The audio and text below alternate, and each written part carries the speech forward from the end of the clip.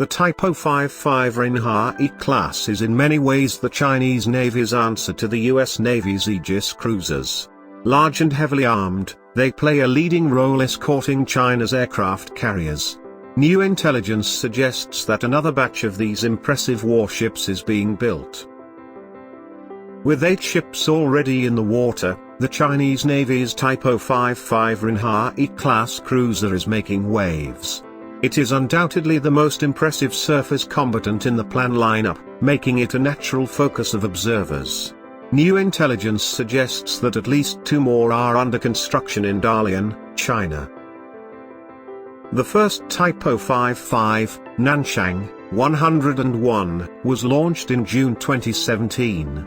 Since then 7 more have been built at Dalian and Shanghai. At 13,000 T they are the largest surface combatants currently under construction in the world. This makes them about a quarter bigger again than the US Navy's Aegis cruisers.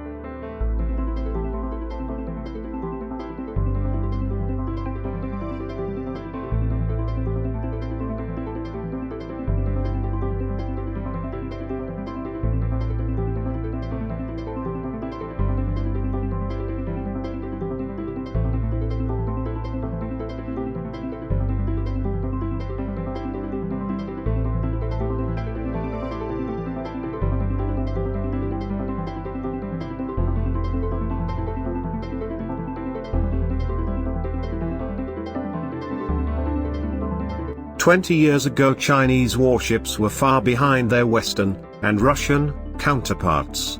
While America was building Aegis-equipped air defense destroyers, Chinese ships only had short-range missiles. Now the Type-055 is, at least in general terms, comparable to the US Navy's Ticonderoga class Aegis cruisers. The US Navy's Aegis combat system features the powerful AN/SPY-1 passive electronically scanned array, PSA, radar.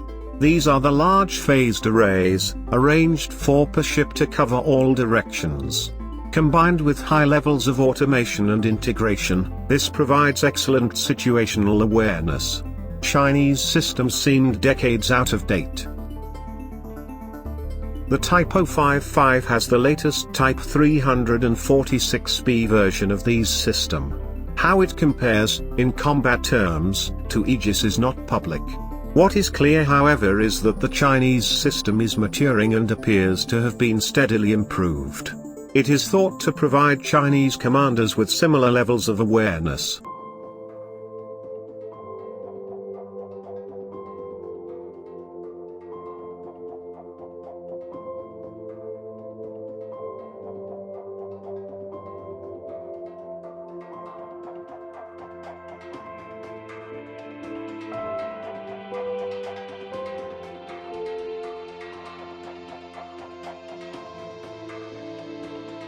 The advanced radar systems are combined with universal vertical launch systems which can carry an array of weapons. Missiles for air defense, anti-submarine and anti-surface warfare. The Type-055's VLS has fewer cells than the Ticonderoga class, but they are larger and deeper. The weapons loadout is actually quite different though. This likely reflects different needs and priorities more than technological capabilities. The main air defense missiles are at least analogous. The Chinese HHQ-9 missile, heavily influenced by the Russian S-300 system, performs a similar role to the standard family of missiles. The US Navy ships also carry the ESSM shorter-ranged air defense missile.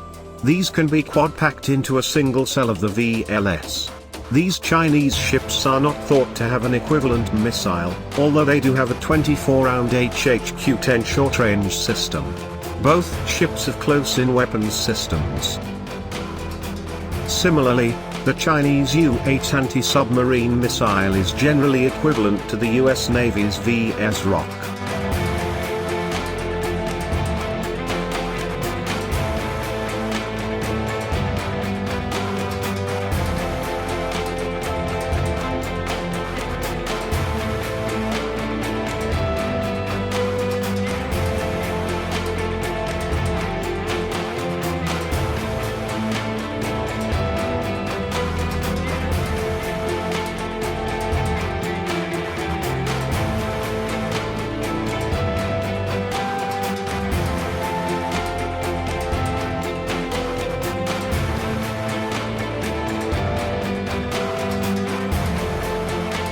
The Chinese ships place a greater emphasis on anti-surface warfare. For this they can carry the YJ-18 long-ranged supersonic anti-ship missile. These large, modern, missiles contrast with the harpoons carried by the Ticonderoga class. A maximum of 8 harpoons can be carried, but the Chinese ships can carry many more YJ-18s. Meanwhile, the Ticonderoga class carry the highly successful Tomahawk land attack cruise missile. It is unclear whether the Type-055 has a comparable LACM, although possibly the YJ-18 can also perform this role. China now has so many cruise missile types in service that, if the Type-055 doesn't have a LACM capability, it is down to doctrine.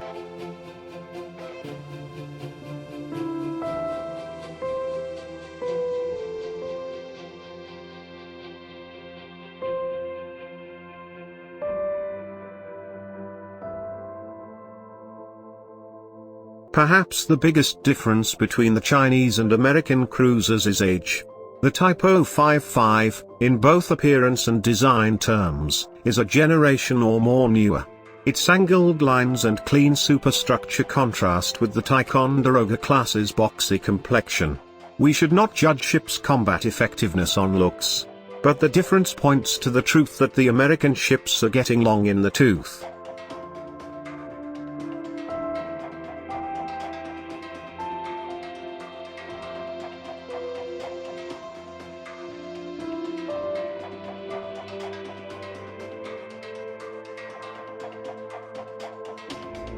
The key takeaway is that there is even a discussion on the pros and cons of the relative designs.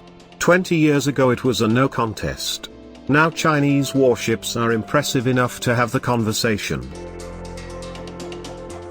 It remains to be seen whether the latest Type-055s, if that is indeed what we are seeing in Dalian, will be significantly different to the first 8. Possibly with ASBMs, or other new capabilities.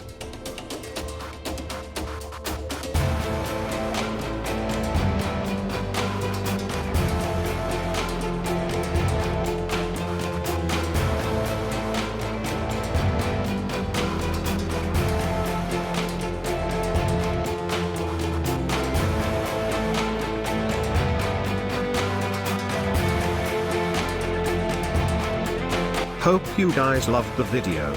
Don't forget to hit the like button and please do subscribe the channel and press the bell icon to all, so you can get the notification on each upload.